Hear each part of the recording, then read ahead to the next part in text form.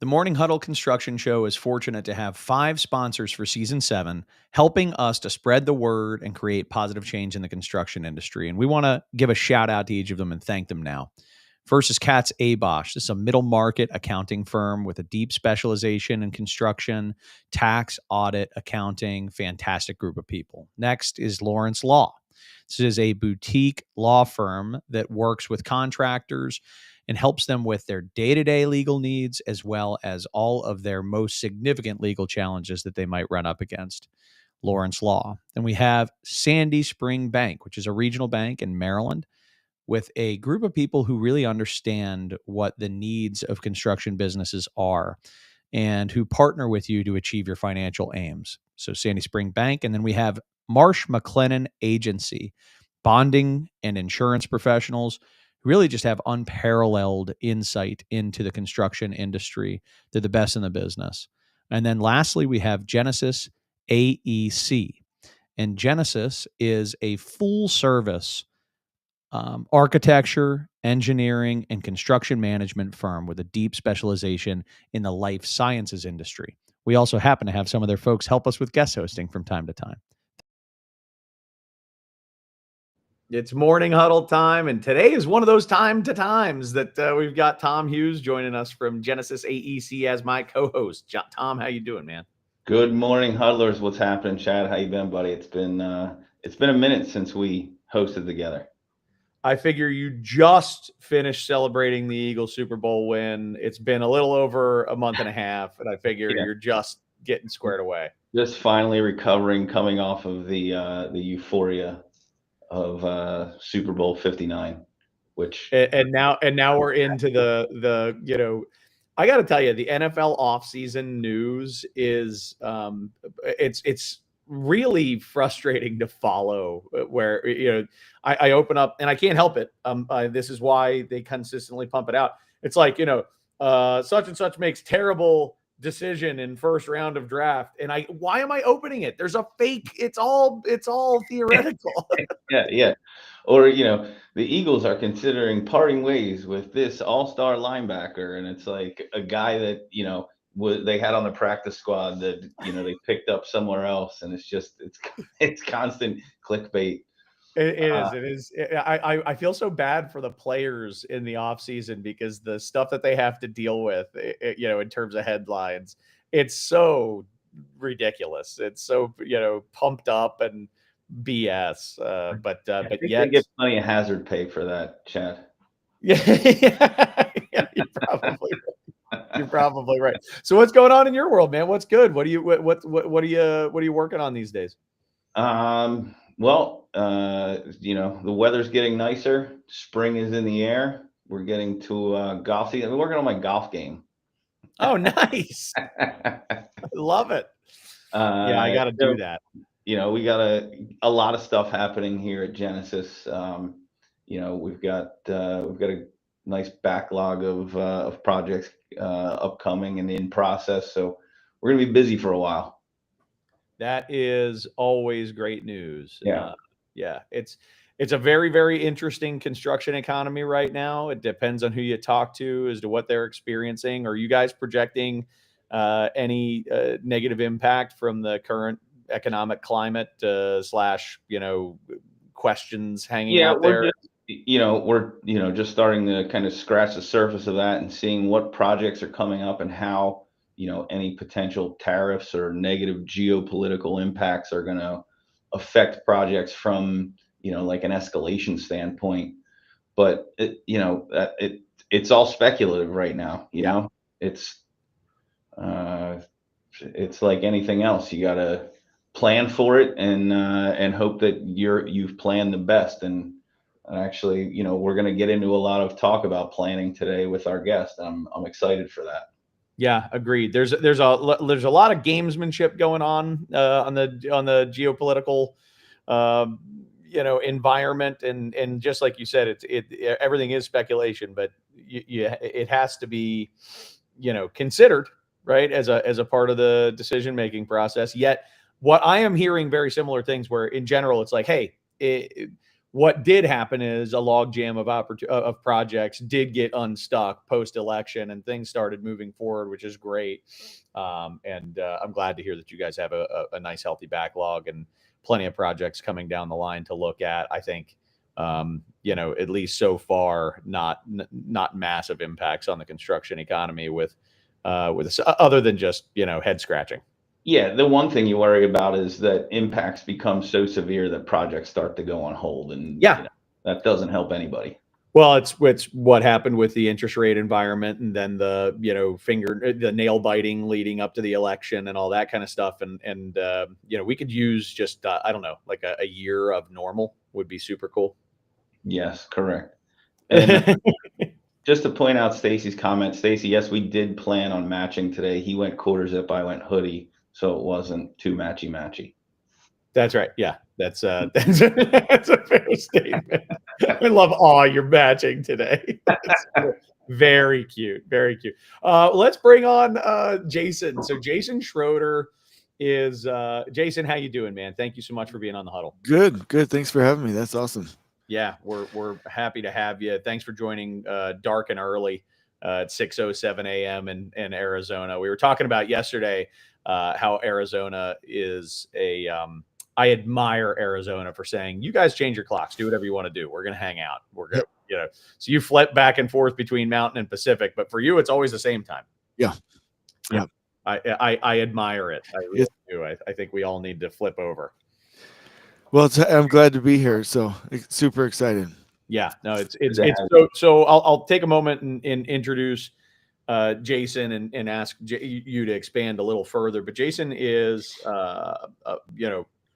a fellow positive change in the construction industry guy. I mean, I've been reading Jason's stuff for several years now. I think 3 or 4 years.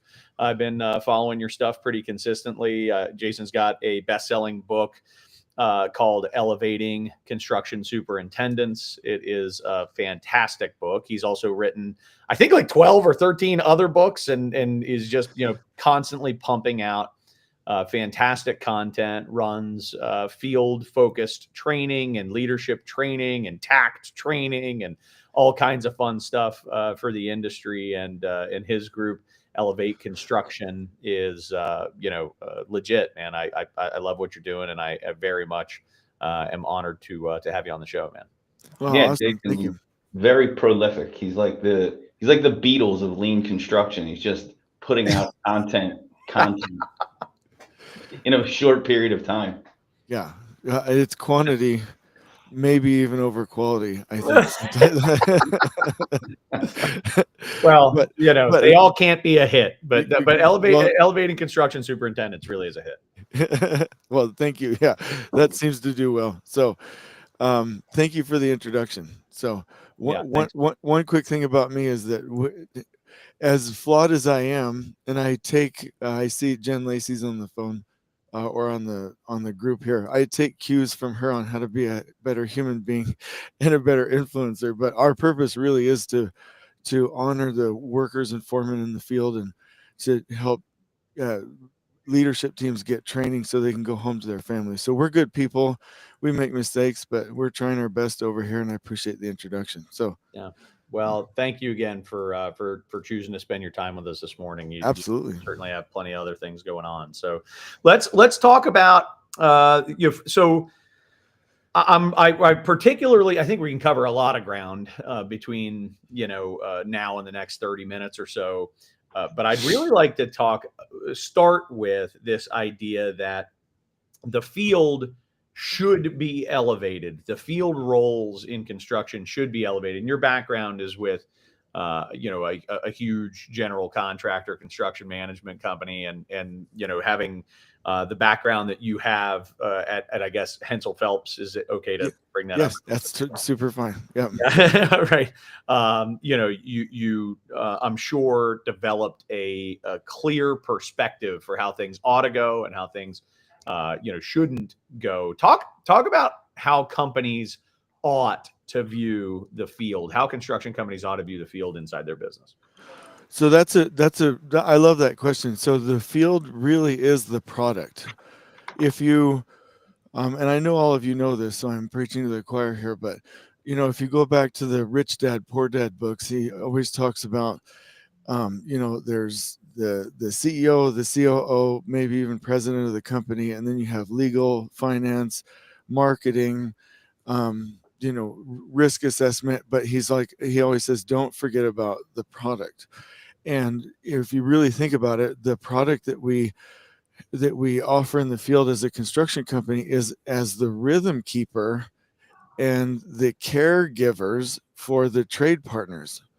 And our skills, like the core product, is our ability to take the plan, what's on the plans, what's theoretical, and actually make it manifest itself in the physical in the field. And that's just so invaluable. So forgetting about the field and construction would be like Apple turning their backs on iPhones or iPads, which I'm not saying construction is doing. I'm just saying like it's such a key part. And I don't know if you were wanting me to get into this, but I have such respect for Hansel Phelps as a company that supports the field, right? They make you, whether people like it or not, be a field engineer, office engineer, project engineer, assistant superintendent, and then you can go in as a PM or a superintendent or as a project superintendent, right? The people are forced to go through and do that training and have that experience in the field.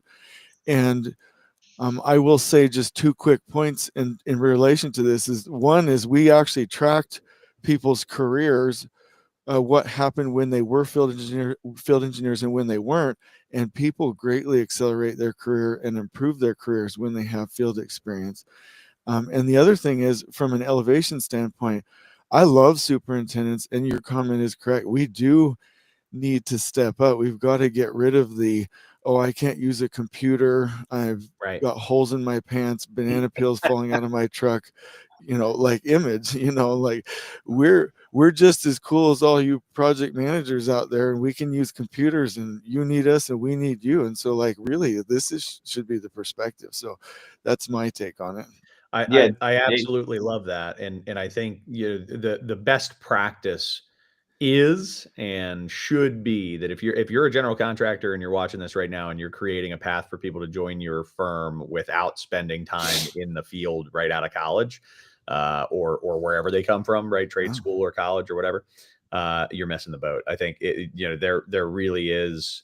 It's essential to understand what the real work is, and the real work is in the field, and it's interfacing with the subcontracting community. Tom, what were you going to say? I'm sorry. Yeah, and there was two things that Jason hit on right there. One was, sort of the rotational program of having, young people coming out of school and getting them into different positions, working as a construction manager or superintendent, working as an assistant project manager, maybe working in engineering, working commissioning. We try and do that here is, get people who are willing to rotate around, because it helps you see projects from every angle, and you gain not only an understanding of why people are doing things a certain way, but you also get an empathy towards those positions, and you understand where they're coming from.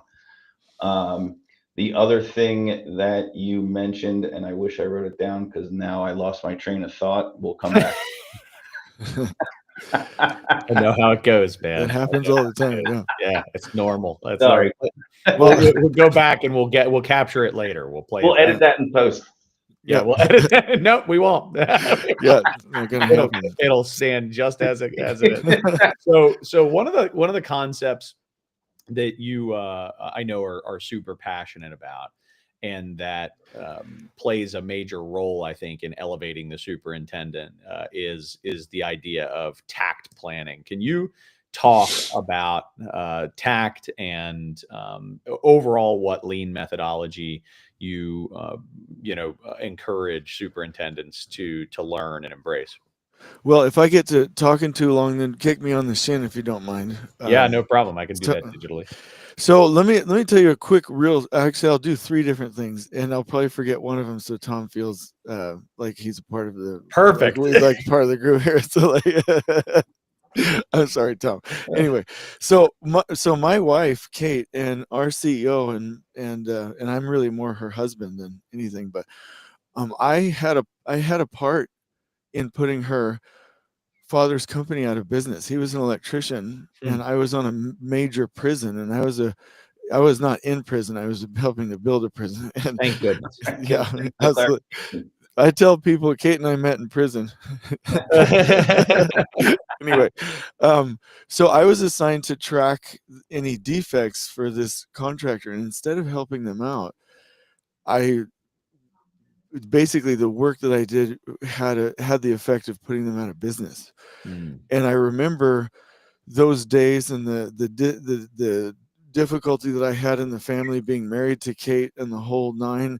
And my perspective went from, hey, like, let's get going with trade partners or with subcontractors to, it's our job as the general contractor to support and help these wonderful people, and from a company standpoint, these assets. So that's where my mind is. And I have never liked the rushing and pushing and panicking of people. I grew up in a culture where the philosophy was, there's no job or duty so important or urgent that it cannot be performed the safe way, right? So these events earlier on in my life were very formative, I think is the way you would say that. And so as soon as I saw the SIPs, short interval production scheduling at Hensel Phelps, that they did on the Pentagon, and understood the concept that you can actually schedule in a way that helps trade partners to go from zone to zone to zone in a respectful manner and still do better on your schedule, I was hooked from day one. Story number two, when we started Elevate, and we started in 2021,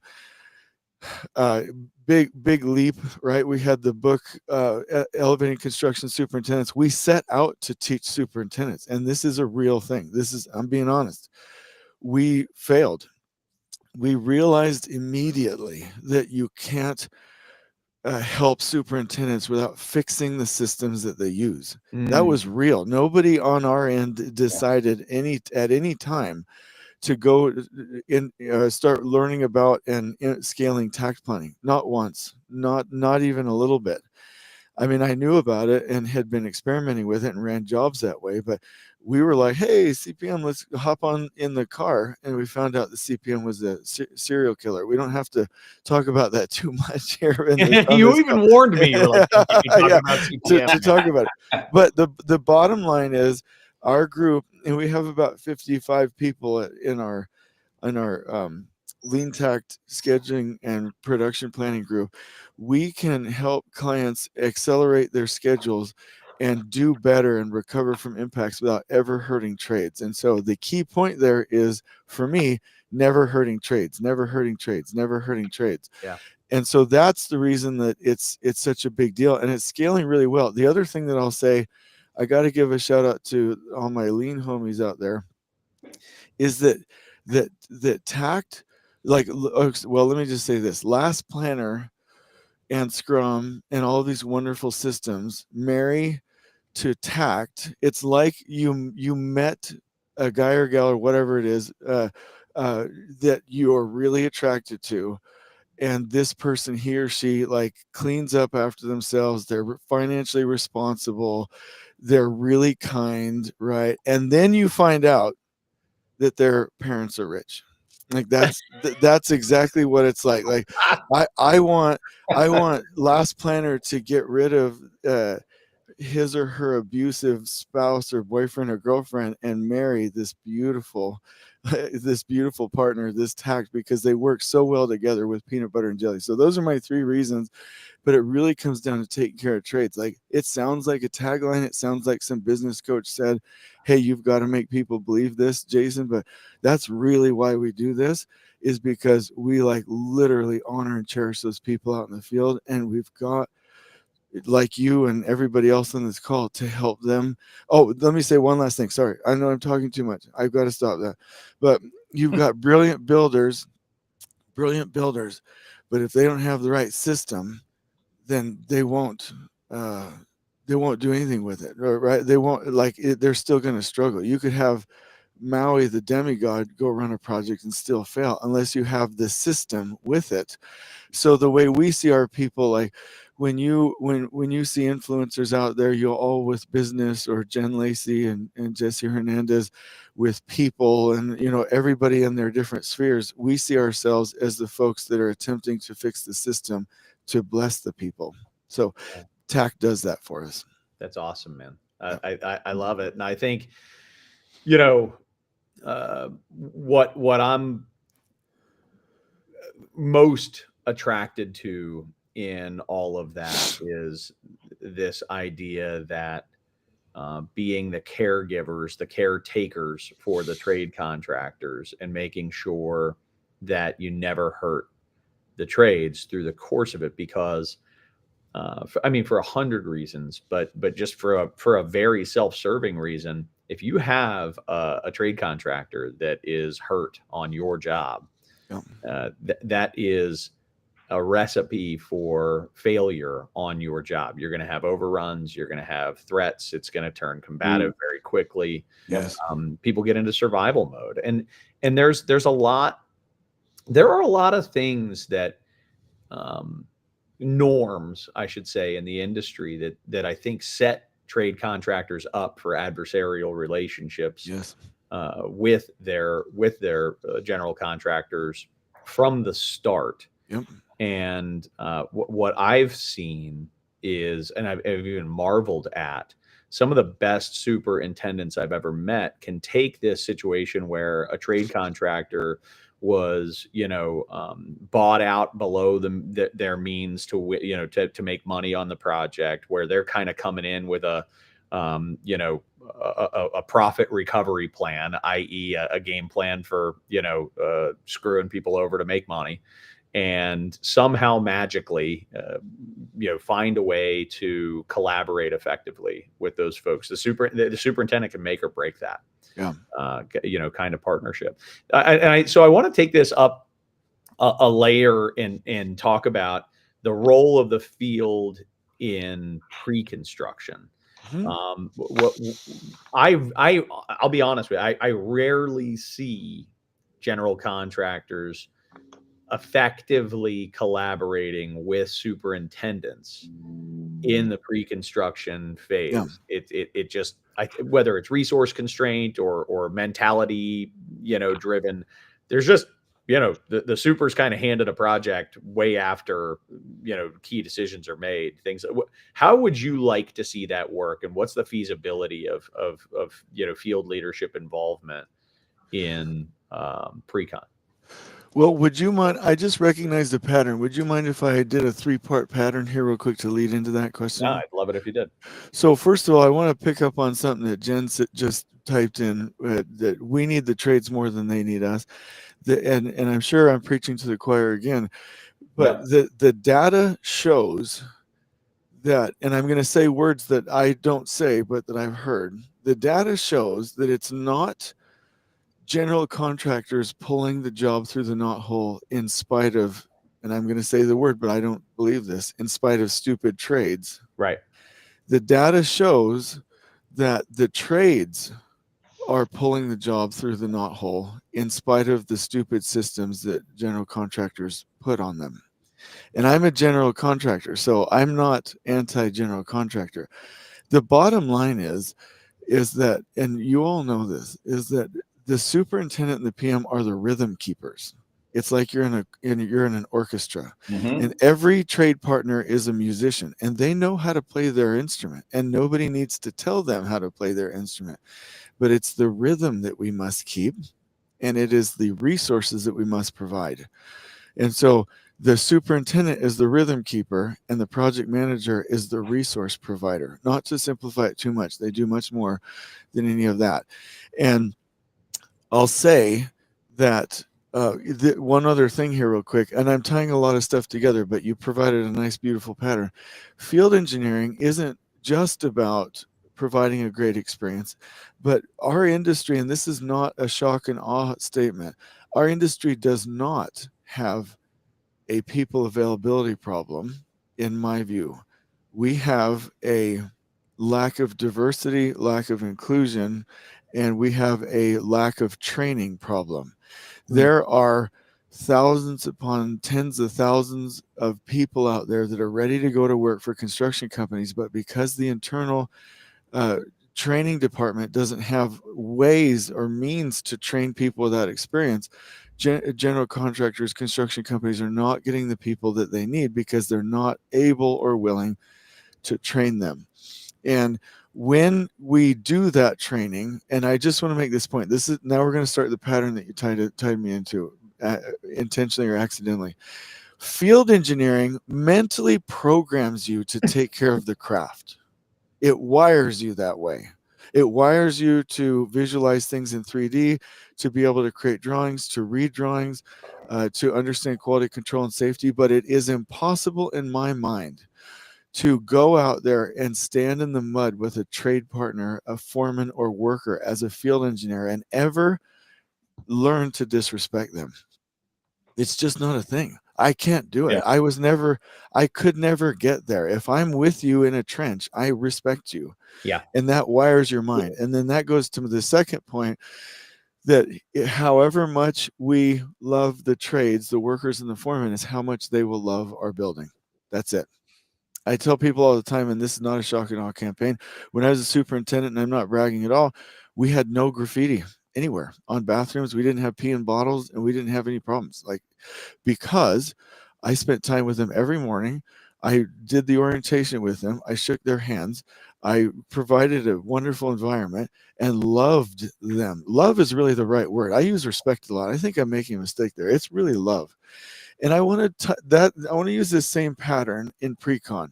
Precon is not, and you'll see lean folks out there in the industry doing a great work, tearing down command and control of people, which I really appreciate and love. Precon is not supposed to be predictive planning that forces people into a schedule. Precon is not supposed to be command and control. Precon is not supposed to be, hey, I made a plan, chuck it over the fence. Precon is a third way to love and care for trade partners, because one of the things that I hate is seeing trades in a conference room in a last planner meeting and attempting to make commitments on the weekly work plan, but not being able to because they're like, I don't have the R5 back. I don't have the materials. You're going to have to talk to my shop. And it's just so demoralizing. And so the data shows, and you all are probably huge fans of the book, How Big Things Get Done. The data shows clearly that projects typically don't go wrong, they start wrong. And so what I advocate in pre-construction is a couple of things. We've got to start planning from day one. Procurement is a day one item. It's really not that hard to get materials for a construction project if you start early enough and if you track it weekly. It's just not that hard. People are tactical waiters. Oh, I'm waiting for the design. I'm waiting. Can't wait. We've got to start, right? We got to release that switchgear. We got to go. Supporting the design team, and then by mid-design development, we got to have the super and PM in there. If we don't have that, we're in trouble. And creating the TAC plan, the zone maps, the logistics plan, the managing the procurement log, the risk and opportunity register, designing the trailer, doing these things logistically, so that we have the first planner system queuing up and supporting the last planner system and honoring the last planner system. Now, here's the objection. People will say, I can't afford it. It's not something that I can do. We don't have extra people. Right. I get it, but that doesn't mean that it doesn't work. And just because you may not be able to do it today doesn't mean that it's not statistically the root cause of your project failures. Bottom line is, you have to have an amazing pre-construction effort to support the last planner. If you think about it, it's disrespectful to not have a first planner system, to be like, hey, trades, we didn't plan this, we didn't manage the supply chain, half of your materials are gone or not here, and we really didn't think this through. We're going to change 50 different things. Let's chuck it over the wall. You deal with it, right? That's not right. Right. It's not right. We've got to do our thinking and our planning out ahead, so that when they get there, they're like, oh, snap, like you got the materials. Oh, nice site. Oh my gosh, you've got supply chain figured out. You got a delivery. Oh my gosh, I love this environment. the bottom line is we've got to create the environment, then people can do their best work. And so we some people say they can't do it, but we've got to move in that direction. We started, I'll be done in just 1 minute here, that we started our own construction company with an awesome developer in Canada called High Street, and our project starts in May, and we've been working on this thing for 18 months and heavy 8 months before it started, because I know there's no way that we're going to do this thing well without a pre-construction effort. So did it cost some money in Precon? Yes. Is that maybe coming out of fee? Yes. Do I care? No, because I don't want the millions of dollars of risk on the back end. And that's just what we can have Precon when we decide to do it. Go ahead, Chad and Tom. I'm sorry to talk. No, I mean, that's the old adage of it's an ounce of prevention versus a pound of cure, right? You're going to take a little pain on the front to spend that extra time and get all the planning in place, so that you're not so that every day isn't a fire drill when you get to execution. Exactly. And it's real quick. Jocko Willink has this laws of combat that say, cover and move, which is essentially build the team, simplify, prioritize, and then decentralize command. And what Jocko always says, and everybody respects him, is I'm not going to go make a plan for a subordinate, right? They're going to make the plan and I'm going to review it. So the first planners are making the first plan, and then it's like the trade partners are Jocko Willink, and they're going to review it, make it better. We're going to do the pull plan. We're going to do the look ahead plan, the weekly work plan. And then it becomes this team thing, but we were there first. It's not that we're more important, right? So I just wanted to make that point there, that like it really is advanced teaming as long as you don't shove it down their throat. Chad, I think I interrupted you. Sorry. No, not at all. You didn't. And I think, what you're all these comments, and we're seeing some comments roll in through the feed as well, that like, you have, you can't afford to plan correctly. So but you can afford all the pain that comes down the line. And, I think one of the things that I know Tom is very fortunate to experience, and I would bet, Jason, that in more cases than not, when you were at Hensel Phelps, that you were fortunate, is that you were working with owners who had a bigger picture in mind and were open to the idea of partnering with you to get it right from the start. Not all, and I'm sure not every project you work that way, Jason, and same with you, Tom, but more often than not, both of you guys, I think, just knowing what I kind of know about the markets that you, Tom, in your case, serve, and Jason, in your case, served, that you were working with an owner that was probably going to occupy the space. It was probably going to use the space to forward their own mission, and that wanted to get it perfect. They wanted to get it as close to perfect as they possibly could up front. How do we, as general contractors, get owners who maybe don't have that mentality to think to set things up for success? And do we, even if the owner isn't bought in, do it our way and spend the money and resources? I'll toss that out to both of you to deal with. Well, Tom, go ahead, boss. Go ahead. I mean, yeah, I would say you've got to prove to them that it works. If it's somebody that's resistant to it, then you may have to spend a little bit upfront in order to show that your methodology is going to work, and get them to kind of flip the switch or do a 180 and understand that all of this pre-planning isn't for naught, and we're doing this for a reason, so that we can be efficient and effective when we get out into the field, and we don't have again, like Jason said, it's keeping the beat, making sure you've got the orchestra lead in place and he's got everybody in time and in tune. I love that. Yep. And I love that comment, where if that he or she has everybody in a rhythm, and like before musicians even come into practice or play in an orchestra, like the environment's already set up, and the orchestra leader, the choir conductor, or the orchestra conductor is already there. I love that. I'm gonna say 5 things in relation to this. um, I don't know that we can get people to do anything, because these systems in construction are just like we understand in government, are more powerful than any one individual to change it. But there is abilities there. I'm going to use a word that Jen uses all the time: tribe. I think one method is to just have your type of client, right? Your tribe of people that you work with, right? That actually care about people and do pre-construction and understand the game. I do agree with you that we need to spread that influence, and the way that we do that is by winning. So we need IPD and design, build, and CM at risk contract delivery methods winning, right? I heard the other day of this thing called progressive design build, and I'm like, what in the heck is progressive design build? And they're like, oh, it's design build done right. And I'm like, when did people start doing design build wrong? Like, what happened? I've been gone for too long. Like, this is ridiculous.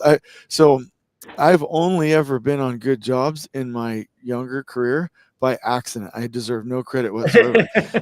But Hensel Phelps, whether the client would let him or not, had people on the bench, had people in pre-construction, had people planning. They would not do a lot of design bid build jobs, right? And so one suggestion number 4 is, we as contractors, we just have to do the planning, and if we don't have a long ramp, we have to swarm it. And then there's the one biggest thing that happened in my career that I learned from other people and can't take credit for, is we've got to learn to say no. The answer for most things is no. We want you to start, we should break ground, the design's not finished. No. We don't have money for pre-construction, so you're going to plan it as you go. No. We're going to undercut the staff. No, we don't have the money to pay for, little portions of the last planner system or a huddle area or this. No. Hey, we want you to rush and push a panic at the end. No, no, no, no, no, and more no's and bunches of no's. I've been asked to do these things, to rush the start of a project, to rush the end of the project, to hurt a trade part. The answer is no. I will not do it. And if a company other than High Street ever wants to do business with our construction company, Lean Built, I'm not trying to be arrogant, but they will do it the people way, or we won't build the job. I love it. That's just how it's going to be. But if they are into taking care of people, providing a remarkable experience, stealing that from Oakland Construction, having nice bathrooms for the trades, good collaboration, last planner system, people, we're all in. I'm a down girl, down boy, whatever you want to call it. Like, I'm in. Like, this role. Like, we're gonna ride or die. But I think that it's going to be hard to change from a system standpoint. But gosh darn it, we don't have to do stupid things just because the owners tell us to. I love owners, but if they knew how to build jobs, they would do it. Why are we letting them tell us to be everywhere at once and to start too early and to panic? Stop it. We are supposed to be the calming captain in these stormy seas. Go ahead, Chad. I'm sorry. Yeah, no, Jason, everything you've talked about here revolves around essentially the respect for people, right? One of the key lean methodology tenets is respect for people, and, you know, making sure that people have the right tools to do the job, making sure people aren't being rushed or getting put up with last minute deadlines because of poor planning, making sure, we're not having to, work people overtime, or don't have the right answers, or we've got clean bathrooms and we've got respect for our trade partners, and you're shaking their hands, at the start of jobs. It all revolves around that respect for people, which, a lot of times everybody on the project team kind of has to take a step back and say, all right, what are we doing here, and why are we doing this? Yes. Right. Yes. I mean, not surprised, but I'm excited coming away from this last piece of conversation, as I imagine uh, this idea that, Tom, you said it, you got to prove it. You got to prove that it's better. And Jason, we got to learn to say no. And sometimes in our journey, we may need to, we're going to hold our ground.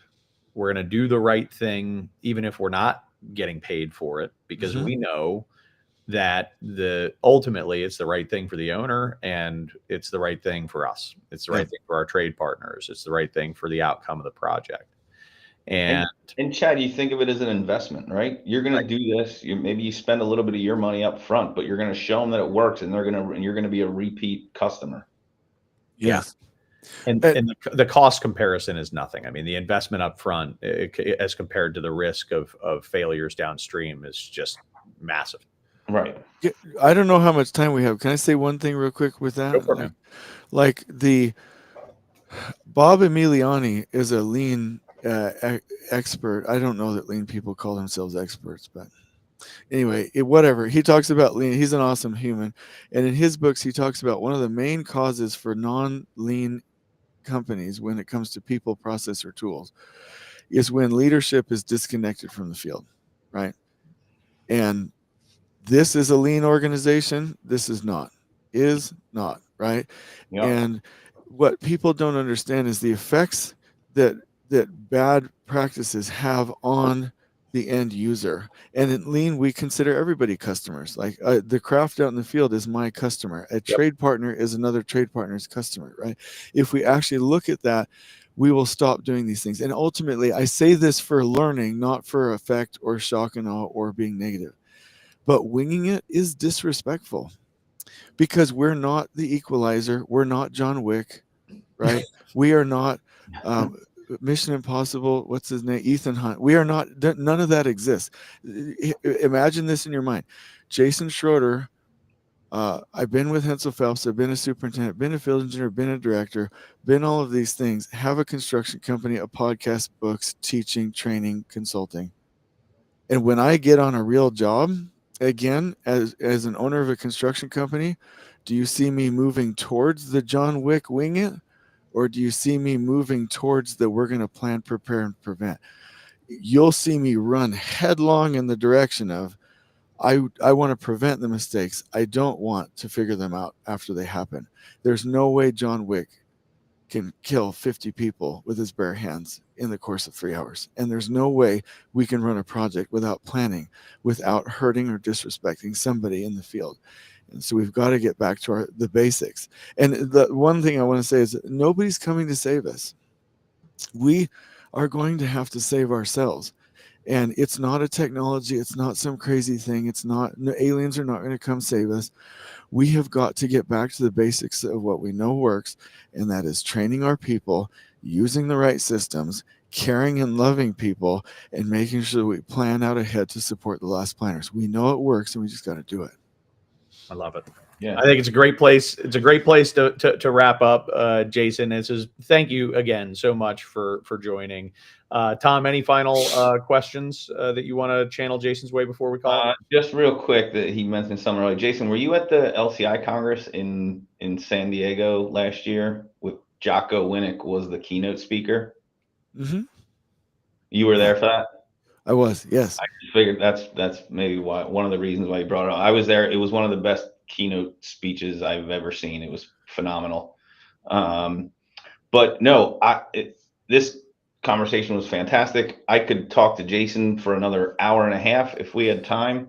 But I really appreciate your time and your thoughts, Jason, and your view on construction and pre-construction planning, and just your whole vibe. I dig it. Thank you so much. Keep doing what you're doing, buddy. So how can people connect with you, and what else would you have anything coming up that we should be aware of? Just the normal stuff. So we love our YouTube channel. Our consultant said I needed to put it under my name for it to grow, so it's the Jason Schroeder YouTube channel. We're starting to do recording of the construction site and our methods there to get feedback. And the podcast, the Elevate Construction Podcast, if you want to know who I really am behind all of the fake facade, then that's where you find it. And then on LinkedIn for Jason Schroeder, we attempt to give a lot of stuff away. We're modeling Paul Akers in that regard, that like literally we're just going to share as much stuff as we can for free to benefit the industry and not try to have anything behind a paywall. Not that that's evil. So those are the the things. And then the construction company, it's designed to, we really want to showcase how taking care of people is the best way to run a job. And so we'll get to a point where we're wanting to have visitors and people touring and coming out. If you got field engineer groups, you can come out. We'll train them on field engineering on this large site. Foreman, the same thing. I think Jesse Hernandez is going to come out and do some cool things with us. I think Jen also might as well. And we're going to turn that into kind of a live lab. So hanging out with us out in Phoenix when we start our construction project will happen probably later on this year. So we're really nice people. We'll share anything that you want to have. So just reach out to us. I think we're pretty underutilized in that regard. People don't know how easy it is to call us or email us and ask us for something, and we'll get it done for you. So. You are a giver, sir, and we appreciate what you're doing for the industry. I hold you in very high regard and look forward to continuing our relationship in the future and maybe having you back on to talk about some success in your construction projects. Awesome. Hopefully you'll believe it's well built. Yeah. That's awesome. There's a lot of comparisons in there, right? I mean, putting people first. I mean, we clearly there's philosophical alignment. I think in all people are always saying like, "Yo, did you get this concept from this?" Look, I got this concept from it being true. Yeah. It's just true. You know that there's a lot of resources that illustrate that, but the data prove it exactly to your point. So yeah. All right, my friend. Thank you so much for being with us. We'll see you soon. Thank you. It's great meeting. Yep. All right, Tom. Jason's awesome, huh? Yeah, man. That was fantastic. And like I said, I could just keep talking and talking to him. Great guest. Interesting guy. Like you said, he's a giver. There's three types of people in this world, I like to say. Somebody who brings nothing to the table, somebody who brings something to the table, and somebody who takes away from the table. He's certainly a guy that brings stuff to the table. Yeah, there's no doubt about it. And it's cool to be around and makes you see all the potential and opportunities when you're working with somebody like that. Not a fixed pie mindset. There's a lot of good to be done. Yeah, and you could see how on his projects morale would be high. Like he's a guy that he's going to be a rah-rah guy that's going to keep everybody's spirits up. And it's not surprising that he didn't have graffiti in the bathrooms on his project sites.